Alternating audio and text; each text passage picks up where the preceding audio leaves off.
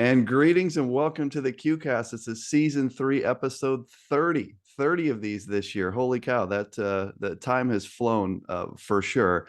And we continue to roll with sectional week coverage. And I'm thrilled to have John Krikorian, the head coach of the Christopher Newport University Captains, with me. And John, you had two tough games last weekend. You had to go on the road to play those. Farmingdale State and then host Hampton-Sydney. You got to be pretty thrilled to come out of that thing and still be alive after two tough ones last week. Yeah, we are. Just as it worked out, having to go on the road and then going to a place that we know very well, and one of the three teams that beat us. And it's tough because our guys were really focused on that, but Farmingdale State was the first round, and as coaches, we knew that was going to be a really tough matchup. And in the tournament, it's so much. Coaches will tell you everybody's good, and matchups can really be a challenge, or to your benefit, just depending upon who you get pitted against. And I knew right away, I have some mutual friends with Brendan. I know his program. I was in the Skyline when I was at Merchant Marine. I know the type of players they get there. So I was very familiar with what we were going to be facing. I'm not sure my players were. And try as we might, it took them getting into the game to realize this is going to be a great challenge to come out here with a victory. And all the credit in the world to Farmingdale. They defended us as well as anybody all year. And we had to find a way there at the end to get a couple stops, which made me proud because, we hang our hat on defense, and it really came down to us getting multiple stops at the end of the game to win. And we were able to do that. And then advance the next day to Hampton-Sydney, which is, again, another terrific team, having to play on the road, a great environment. But two programs that are intimately connected with each other. We know, right. Coach Caleb Kimbrough does a great job. We know him, he knows us. But oddly, I felt almost, I won't say not confident, but just, we knew exactly what that game was going to be. And our guys were really excited to play it. And so I was hopeful we could play well. And I thought we did. The Farmingdale game, I was down in Belton, Texas. I was at the Mary Hardin Baylor games last weekend. And boy, we had that thing up on at the media table, just watching the end. It was a great game. They had you down. I think you were down 10 points at halftime, and you guys claw your way back, but you still trailed by one with like 40 or 50 seconds left, one of the two. And I think it was Trey Barber made a shot to put you up one. They get a really good look at the end. It didn't go in, but it's just kind of how the tournament works, right? I mean, you can talk about seeding and you can talk about all this stuff, but at the end of the day, they came to compete. They have good players. And that was really a grind of a game, and you had to feel great just kind of escaping that one to move on to Hampton-Sydney, didn't you? Oh, we did. Absolutely. And, Trey Barber really, at the end of that game, it just really, really took over in the last couple minutes to put us on his back. And that was huge to be able to take that lead. And then it's hold on for dear life, and our guys did a good job. We got really aggressive, and I thought we executed. And the guy had a shot. I wouldn't say it was a good look. If you look, we had two guys on him. If he'd or made it almost went shot, in, we could say. Yeah, it was a tough look. Yeah, if he had made that shot, you got to shake his hand. Right. It's like a Josiah Johnson shot, but from 18 feet, he shot it. But right, it could have gone in, and that would have been it. Absolutely. And they deserved it as much as we did that day. And you just got to say, okay, I don't know why we got to advance, but we did, and now we got to try to make the most of it. And you guys escaped kind of that first weekend situation where women's basketball had the priority hosting first weekend. It's the only reason you were sent on the road. And then you get sent. They kept the seeds intact, but that said, playing at Hampton-Sydney, playing them on their floor, that is a tough task for someone that's a number one overall seed like you guys are in this thing. you're familiar with them, like you mentioned, and not to get too much more into it, but you just had to feel great, like surviving in such a tough environment versus such a great Hampton-Sydney team, right? Yeah, and looking at the bracket and seeing what the committee did, you could see, and people talked about it. Hey, if we can make it, it's like, hey, yeah, we're going to set this thing up that if you advance, you might get to host the next weekend. By the way, good luck. Right. Um, so we knew what was on the other side of that potentially, and I know that drove us a little bit, and to have the opportunity to come home and play really in the first sectional here since 2001. It's only one other time it's ever happened. It was due to happen during COVID. Hobart was on our floor practicing, and we were hosting that Sweet 16 game when it got called off. That's the only other time. So, I mean, we just feel incredible about this opportunity to have survived, to have gone through that, I would say, a little bit of a gauntlet last weekend, and this is coming off a red eye back from California where our conference tournament was, and a grueling week of midterm exams. So like those 7-8 days heading to California, coming back, having midterm exams, and then going to Hampton-Sydney, I know our guys, it took its toll, and it truly is survive and advance to be at this point. And we're just thrilled to be home and kind of get our legs underneath us again, and feel like maybe we can even get a little bit better than we did play the last weekend. Before we talk about the sectional field, which I love the field of your sectional, I think it's just a unique and very cool pairing of teams. And we're going to talk about those in just a second. I wanted to ask you though, just pretty amazing, John, what you've built there. And if we were listing right now the best programs in Division III men's basketball, I mean, you're right there. You're one or you're two or you're three. I don't know where you are, but you're right there. You've won. I'm looking at like the last several years here. You're sitting here 26-3 right now. Last year you were 27-3. If we take out the COVID year, then you had 23 wins, 29, 22, 27, 30. You've had two Final Fours, 2016 and 19. Boy, pretty amazing where your program is. Can you just talk about kind of the building process and where you are right now as a program? Yeah, and it's a little to say that I built anything. I mean, listen, CJ Willem, Bev Vaughn, these guys built it. CJ Willem won 500 games here, 502. And his name's on the court. Like, it's not like I came to Christopher Newport and the cupboard was bare. There's great basketball tradition here. And so my philosophy has always been to try to leave it better than you found it. And that was going to be very difficult. And when CJ hired me, it was like, yeah, I would like to take this to the next level. And that was the vision. But man, that's going to be a tall task because the bar was already really high. But not a Final Four, and not quite on maybe the national stage. And our school has grown. I think our basketball program has mirrored the growth and the reputation of our school. And we've been able to attract just unbelievable high character, high talent players from the state of Virginia, where nearly all our players are from, which is a really cool thing. We represent the Commonwealth. And the building process for our era, was starting in 2010, 11. We started recruiting guys that we felt could take us to another level, and developing them. And those early years where we had, some up and down success, really laid the foundation for this era. And honestly, moving from the USA South to the capital was really an important part of that process.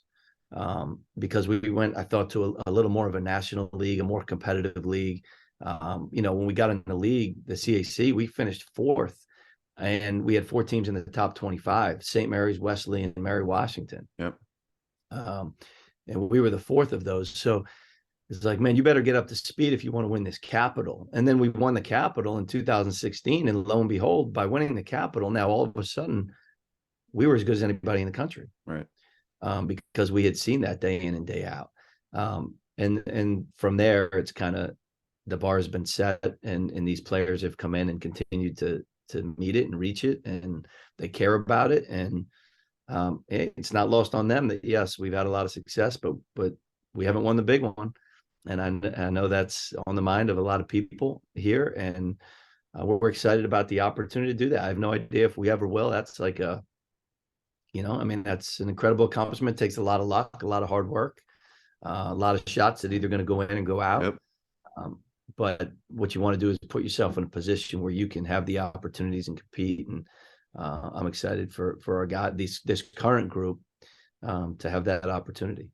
Yeah, it's just kudos. It's really hard to get the program where you have it. I mean, you're truly a reloading program. When I watch your team play, you have guys that are coming off the bench playing 4 or 5 minutes that it's clear that are great players. And there's guys ready to step in when some of these guys leave. So it's just the program's in such a great place.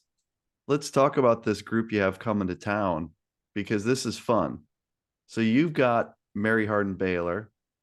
I've seen them twice in person this year. I saw them here in Dallas at UT Dallas, and then I drove down and watched them in person last weekend. They're fantastic. And then being an Illinois Wesleyan follower, of course, we have our friends Wheaton and a team that Illinois Wesleyan played in St. Joe. So I've watched both of those teams multiple times throughout the year. Just first of all, the overall pairing of these 4 teams, unique to get these 4 together like this. As a fan, I think this is cool. John, do you think this is a pretty cool sectional pairing here? Talk about that a little bit. Yeah, absolutely. No, this is what the NCAA tournament's all about, and we always love being able to play teams that we've never played from areas that we don't know. That's what makes this thing so cool, and so even when we get sent on the road, when I feel like maybe we shouldn't have, a lot of times we get a chance to play teams and programs that we don't know a lot about, and it elevates our program. This particular one is crazy. I mean, Mary Hardin Baylor, I mean, come on. They're terrific. I've gotten to know Cliff a little bit. This is what it's all about, got great players. I know Wheaton, I know, friends with some coaches out there and in that league, and Coach Shower's been doing it well for a long time. And so we're very familiar with the program, but we've never played them. So if we ever have that opportunity, or just to see them here on Friday, is going to be really cool. And then all the talk in the world's been about St. Joe's for a couple of years. I know Coach Miller. He took over from Fran Dunphy, who I played for at Penn and coached with. Mm-hmm. So I've known Coach Miller for a long time when he was the coach at Brown, and I was at Penn. And to watch him now take this program to where it is really cool. It'll be great to see him again. It's been a while, and I know how good they are. I've seen them a few times just following throughout the season. So I think you have just high level programs, coaches, players from all different regions, teams that have not seen each other. I don't even know if we have many mutual opponents, common opponents. I mean, we played Elmhurst. I mean, that might be about it. Right. So not a lot of common opponents among the 4 of us. And it's going to be really cool to watch the different coaches, the different styles, to be part of it. I know it's going to elevate our program to be able to host these guys. It's cool. It's really cool. Not to get into the the full scout here on Mary Hardin Baylor, but it's a great matchup, because I think it's a very even matchup, having watched you guys a million times on stream this year and seen them in person and also on stream. You guys have more size than they do across the board, but they also do have good size, and they're physical, and they have this All-American superstar in Josiah Johnson.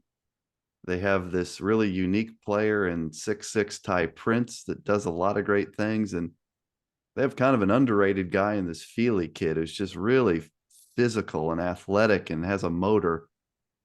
Just coming into the game with Mary Hardin Baylor, what are your general thoughts on what you've seen on film of Coach Carroll's team so far?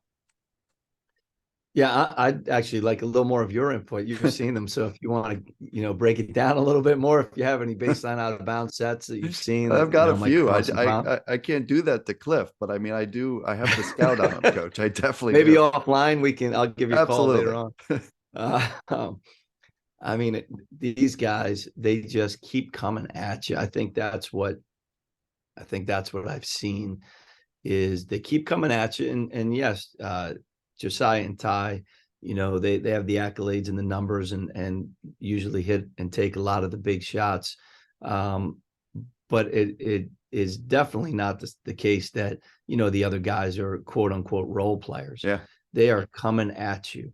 And, you mentioned Feely, but the kid Wright, I mean, he's great. they have 4, 5, 6 guys that we've seen hit big shots Yeah, in their run and in games.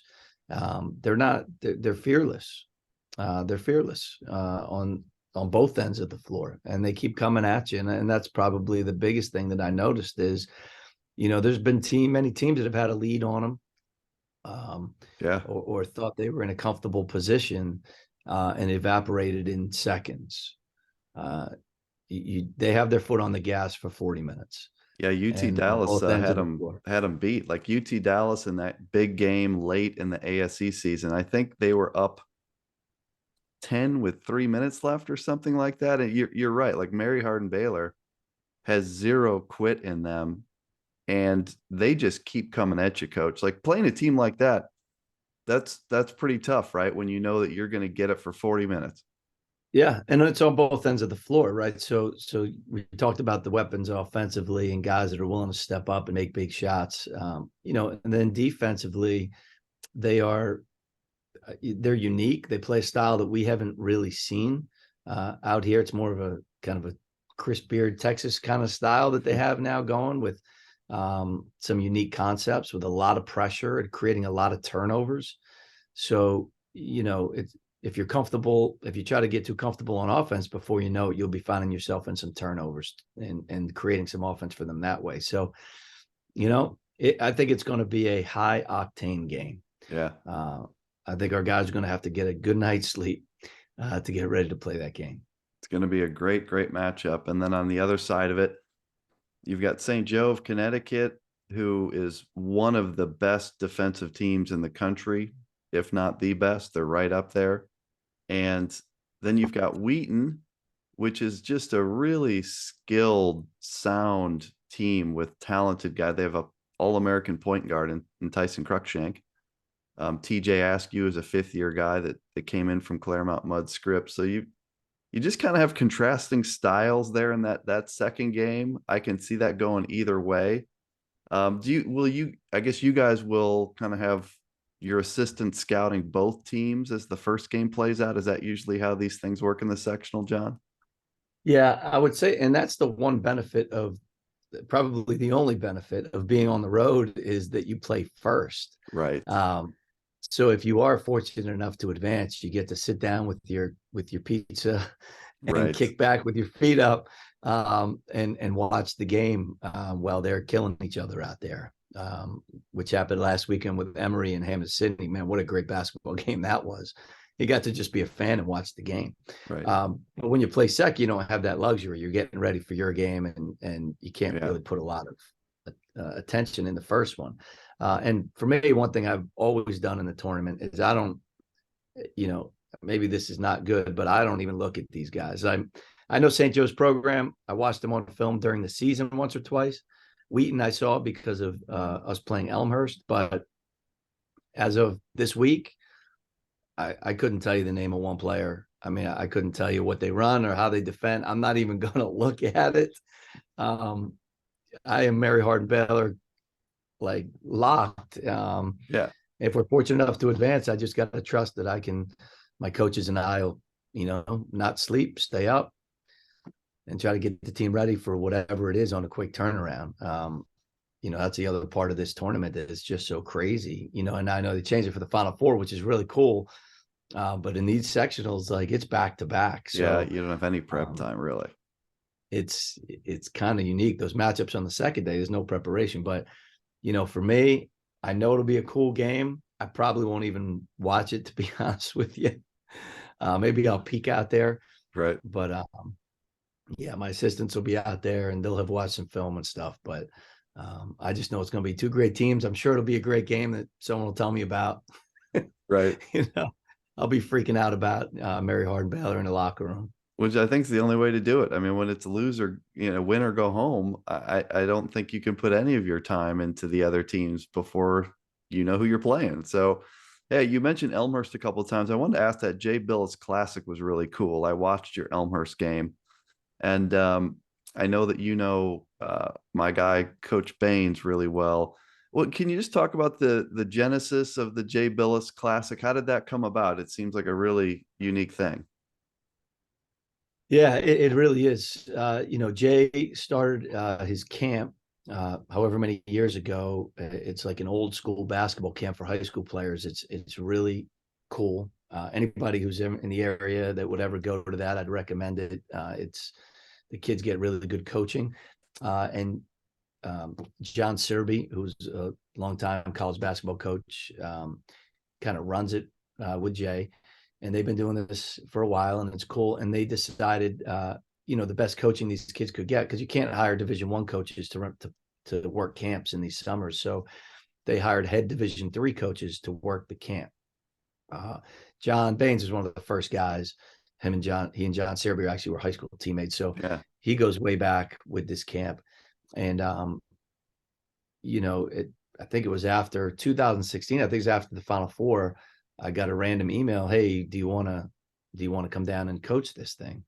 And I was flattered that they selected me. I had the opportunity. So I went down and, man, just had a blast, just a blast. Just 4 days being around great coaches, having a lot of laughs, and coaching really good high school players. So started doing this year after year after year. And I think last year we kind of got together and said, hey, like, we should all get together and play. Yeah. And we kind of put Jay on the spot and said, and you're going to host it, right? And he said, sure. So, Queens College is where we had always had the camp. And so we were fortunate to have a great relationship there. So they agreed to host it. And so we all converged on Charlotte, and, Jay was present. He came to our Elmhurst game. He came and met our guys at a banquet the night before. I mean, it was like a little Final Four Yeah. for all the student athletes. And it just was really, really cool. And then in the games, I know for us in Elmhurst, ended up being a really important game for both of Absolutely. us. And, so it was cool. That's the genesis of it. I'm ready to work camp again in June down there. I think we got some new coaches coming this year too. So it is a really neat thing, and we have so much gratitude for Jay Bilas for doing it and supporting it. And I hope it continues. I'm not sure, the four of us will be in it, but I hope it continues, for the next group of guys, because it is a really neat experience for the student athlete.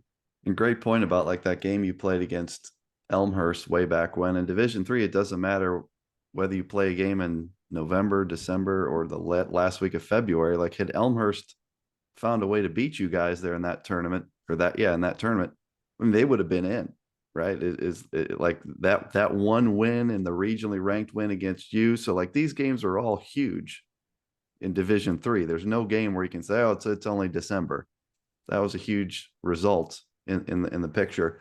Yeah. Before I let you go, John, I did want to ask about your team a little bit, because you have such a talented group this year, and just ask you about a few of these guys. But John Hines averages 17 points, 5 rebounds, 3 assists. He's a 6'4" junior guard. I think when I watch you guys, he's got great size for a guard. He shoots the heck out of it. I can't remember what his 3-point percentage is, but it's through the roof good. It's something like 45 or 6%. He shoots from the field over 50%. And he's a great passer. Like he scores the ball for you, but he's also the guy that he gets so many good looks for everyone else. Can you talk about John Hines a little bit? Yeah, John is the ultimate competitor.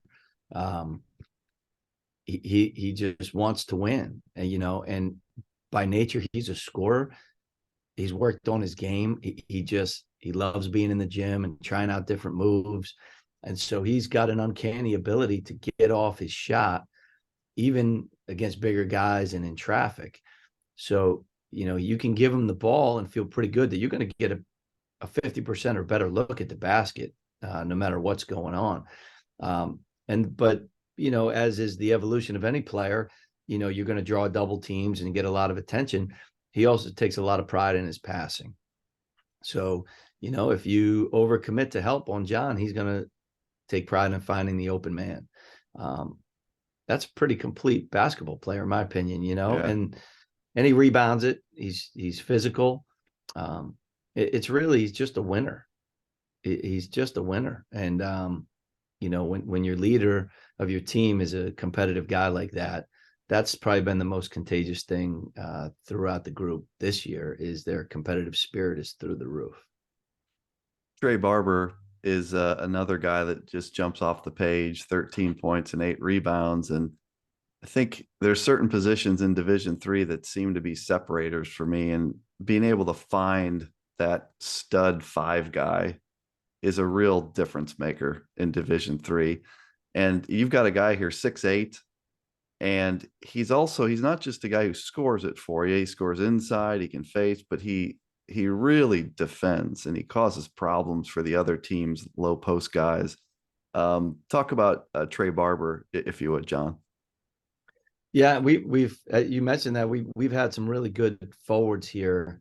Starting with Tim Daly, was a guy in that first Final Four, and Cutch Ellis kind of followed him, and he graduated in 20, and then Trey Barber transferred in, and so we've been able to continue this line of really elite forward play, and he's really flourished into a complete player on both sides of the ball.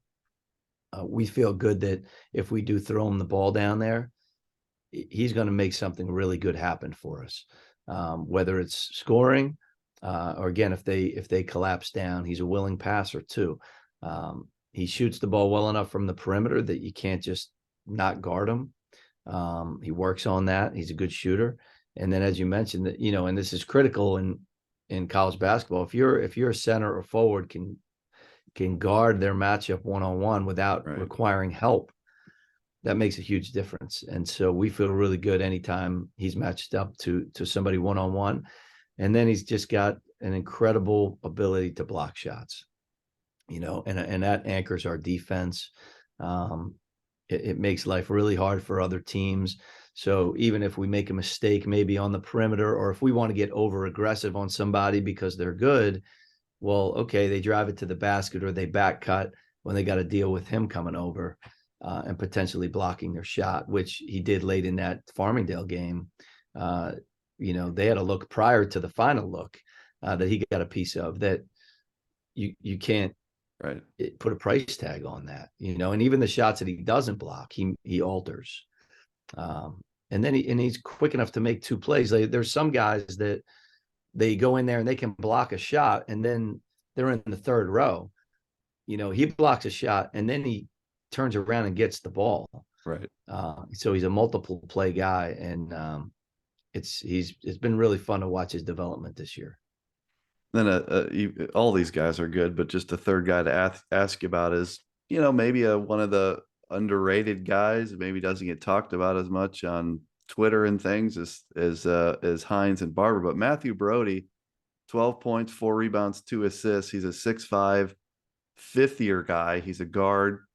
To me, he does so many things to help you win. Every time I watch you guys play, I leave thinking, boy, that Brody guy's pretty good. Can you talk about Matthew Brody a little bit? Yeah, and you probably say that because you probably mostly watch our big games, and those are the games that Matt really shines in. And he just is a big game player. He's the glue guy to our team because he can shoot it from 3, 40% three-point shooter. He can put it on the floor and slash. He moves extremely well without the ball. And we usually put him on the other team's best player or point guard. And he's 6'4", and he's very athletic. And he talk about a guy that'll do whatever it takes for the team to win. Like this is, I think, if anything, why maybe we've had some success is guys like Matt Brody. He does not care truly about one thing about his own play or statistics. All he cares about is whatever we got to do to win. Yes, coach. All right, Matt, we're going to come out and do this. Sure. Like whatever we got to do. And he'll draw charges on the ball. He'll rebound in traffic. He'll defend the best player. He'll score when, in big games is usually when he steps up and shines. And he doesn't need to be, he doesn't need or want all the attention. He's just a very humble, talented team guy who's got incredible ability. I mean, he started at James Madison. He played at JMU as a freshman. I mean, the kid can really play in his own right. And we're thrilled that he's here for his 5th year. As a team, I mentioned St. Joe of Connecticut being a great defensive team. You're holding opponents to 39% from the field. And it's awfully nice to be able to hang your hat on a night where you're not scoring it as well as you'd like to. It seems like your team has taken a ton of pride in playing elite defense this year. Has that been something that's come naturally to this group? Have they had to work on it because they're playing great? Yeah, it's funny that has kind of been the bar for us during this run that you talk about. We've had some really elite defenses. And until about 3 weeks ago, I would not say this was one of those groups. Earlier on in the year, I mean, for the first few months of the season, we were a much better scoring team than we were a defensive team. If you look at the numbers, and they have shifted dramatically, probably since the Randolph-Macon game. I think that is the moment when the guys said, you know what? Yeah, we can score. We got talent. But if we have another night like Randolph-Macon where we play another elite defensive team and they hold us to 50 something, like we're going to have to do better. We're going to have to defend at an even higher level, and we're capable of that. And since then, it's been off the charts. I think, this weekend, I think we held the teams to like 30 and 31%. Right. And not only that, just the playmaking, the shot blocking, the aggressiveness and the attention to detail and the connectedness of, if you need to cover for each other. So it has not come naturally to this group. To answer your question, it has been a work in progress, and sometimes it takes a loss, to really find yourself. And I think that Randolph-Macon loss, really flipped the switch, and now they really take pride. They like it. They're aggressive, and on that end of the ball, I really like where we're at. Just one more topic, John. I know how busy you are, and I'll let you go and you can get back to work and preparing for the crew. But the Coast to Coast Conference is really unique, and I don't think a lot of people understand how it came about or kind of how it's set up. Could you give the QCast viewers here just the 35,000 foot version of like, how did you guys get to be in the Coast to Coast, and what is that league all about? Yeah, I mean, it's really simple. I mean, we had the Capital Athletic Conference was very healthy and robust. We had 10 teams. We had nationally ranked teams. It was awesome. And, a lot of the schools, mostly private, but others kind of found, for whatever reasons, I won't get into, decided they wanted to find other alternatives. And, Mary Washington, Salisbury, and Christopher Newport were kind of left. I mean, these amazing programs, 3 schools across the board with great facilities, state schools, great programs, elite academics, but geographically found ourselves on an island a little bit. Yeah. And so, it took some incredible creativity, mostly from our president and athletic director, who is Kyle McMullen, say, okay, well, we got to find out a way to give our student athletes an experience. And if that's not going to be, we can't join the ODAC or whatever, then how do we continue to have a conference and provide an experience for these guys? And so they came up with this idea because there's schools like UC Santa Cruz, who fits the profile as a big public who's kind of on an island. And there were some others, maybe not public, but that needed a home. Obviously, financially, you couldn't play a regular season with these teams. Right. It just wouldn't work fiscally. So they said, hey, well, how about we do this? And they got enough teams to do it. And yeah, there's pros and cons. I mean, the experience for our guys is that we're in a league that truly is national.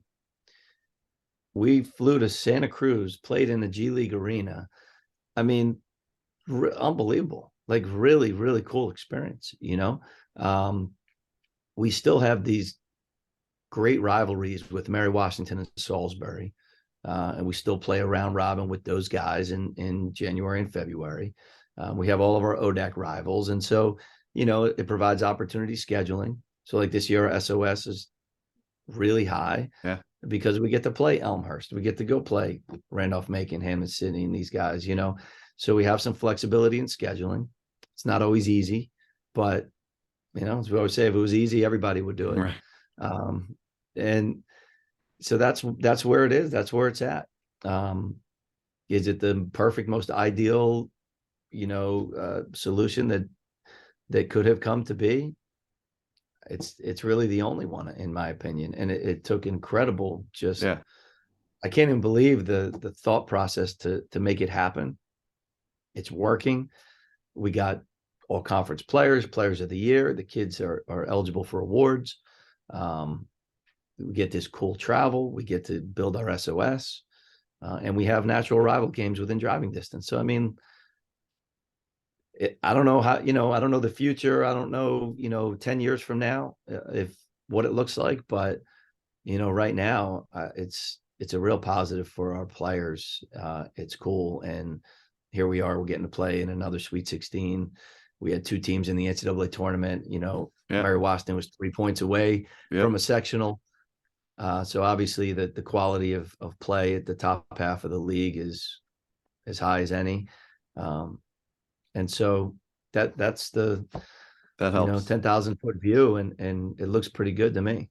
Yeah, and kudos your schedule. I mean, like just using the criteria, you guys were at a 579 SOS, which is just tremendous. And even if we go to Massey and look at strength of schedule, yours is super strong. So I know it cannot be easy to have to go schedule as many games as you're having to schedule. That cannot possibly be easy, especially as successful as you guys have been. When you come knocking on people's doors, there's some people that probably just slam it on you and say, no thanks, we're not ready to play you guys. So kudos for, Hampton, Sydney, and Virginia Wesleyan, and Randolph-Macon, and Elmhurst, and all these other teams you've played. It's incredible.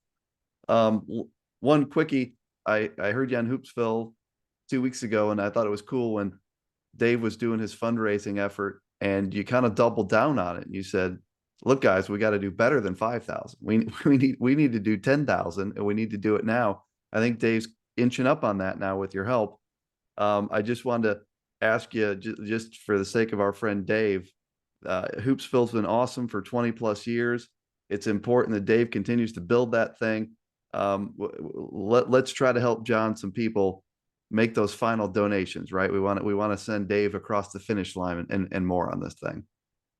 Yeah, I mean, if you really think about it, $10,000 is not even some huge goal for a production, and the time that is put in, and the technology and the platforms, which give all Division III basketball players, men and women, the opportunity to come on a show, to be acknowledged, for people to see buzzer beaters. I'm like, this is a great time of year, and Division III basketball, there's a lot of followers, a lot of people like it. And the more people that get exposed to it, fall in love with it. And without a platform like D3 Hoops and Hoopsville and yourself and what some other guys are doing now, we wouldn't have that opportunity. So to ask every coach or parent or fan to throw $50 in the pot to keep this thing going, and do it at a better and a higher level, seems like peanuts to me. So, I continue to make, we always get on here and say, hey, thank you for all you do and all that. But I was sitting there talking to Dave that day, and I was like, well, yes, thank you, but at some point, thank yous are cheap. How about we put our money where the mouth is so that we can actually move things forward? And so I put that challenge out. Hopefully people continue here as we go down the home stretch to value it enough to throw $50 in. And I think if you get, 100 people to get $50 in, you're in pretty good shape. So that's my challenge. Let's continue to get there. I'm confident we will. For everyone out there, if you just go to d3hoops.com and navigate to the Hoopsville page, I think Dave has all the information up there on how to donate. So Coach and I both are huge supporters of Dave and Hoopsville. I've given to the cause. I know Coach has. So let's get Dave across the finish line and maybe even blow that thing out of the water. John, I appreciate all this time here on Wednesday of sectional week. I know hosting is not easy. It's you have a lot going on when you host. You have a lot regarding tickets and media and questions. And so I appreciate all this time. I'll just say on my end, then I'll ask you to close us out.